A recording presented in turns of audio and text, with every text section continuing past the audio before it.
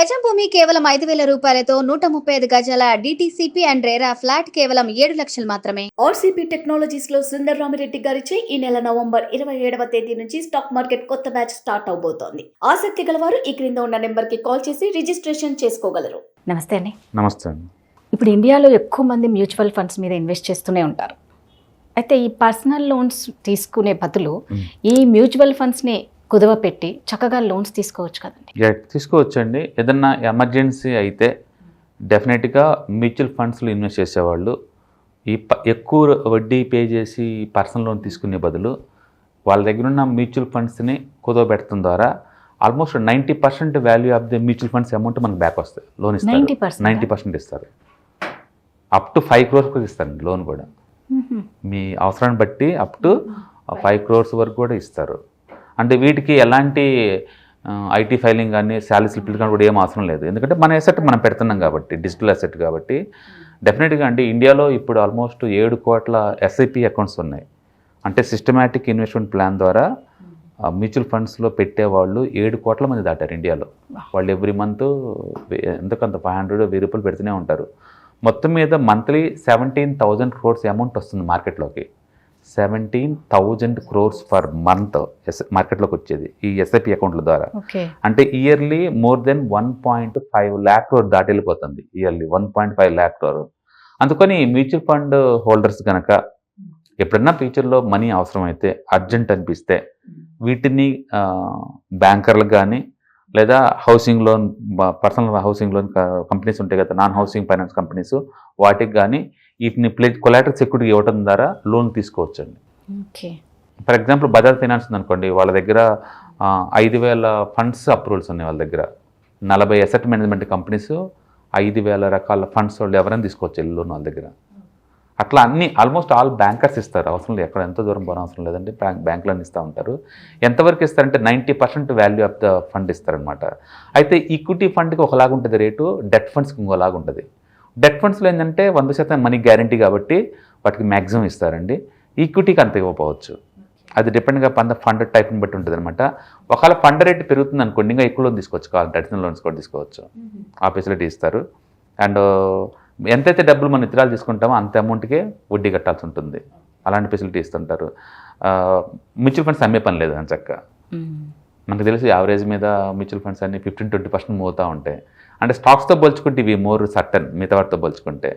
అందుకని మనకి వడ్డీకి ఇటు 9% 10% దొరుకుతుంది.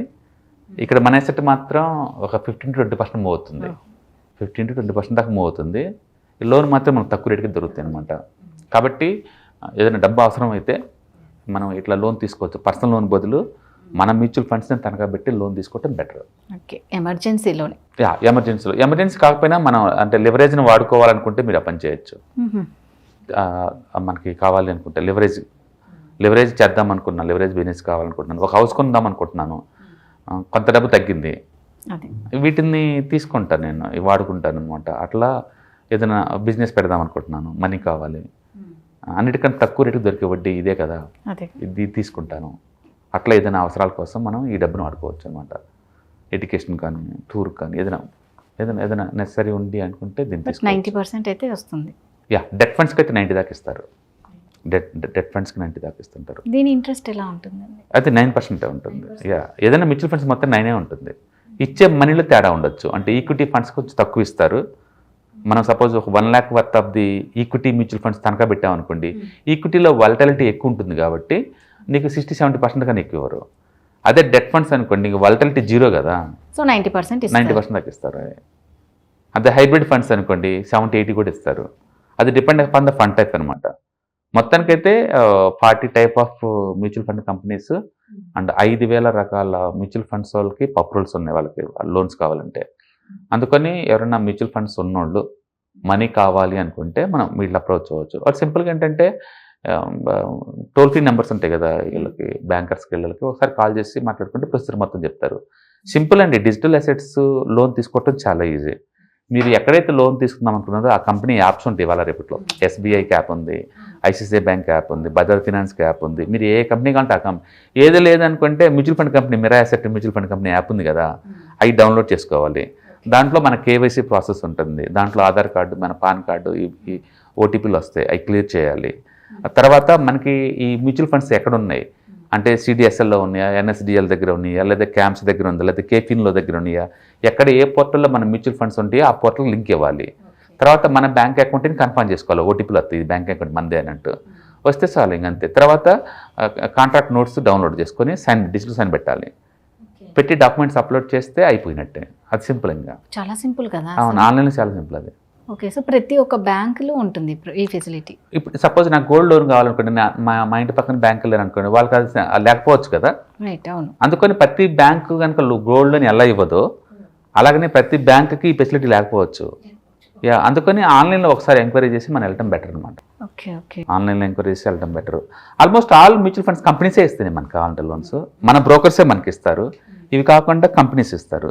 అంటే బజాజ్ ఫినాన్స్ లాంటి అయితే అన్ని రకాల లోన్స్ ఇస్తాయి. మీకు ఏ లోన్ కావాలో చెప్తే వాళ్ళు ఇంటికి వచ్చి మరీ ఇస్తారు.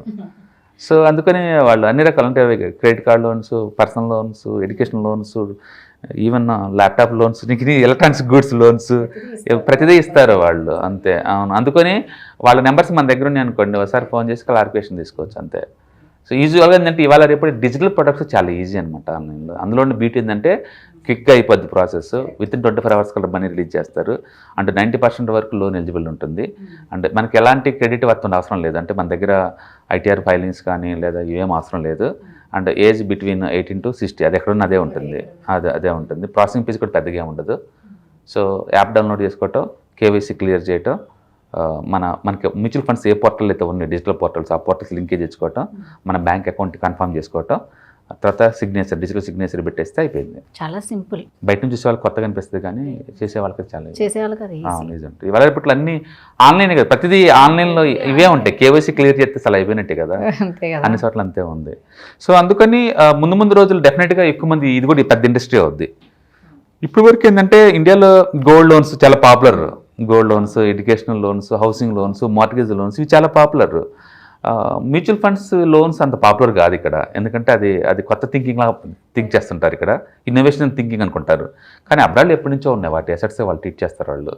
బట్ ఇప్పుడిప్పుడే ఇండస్ట్రీ సైజ్ పెరుగుతుంది కాబట్టి ముందు రోజుల్లో even mutual funds and securities అంటే స్టాక్స్ ఇవి కూడా బాగా పాపులర్ అవుతాయి. ఎమర్జెన్సీ నీడ్స్ అప్పుడు మనం తీసుకొని మనలో తీసుకోవచ్చు. Thank you.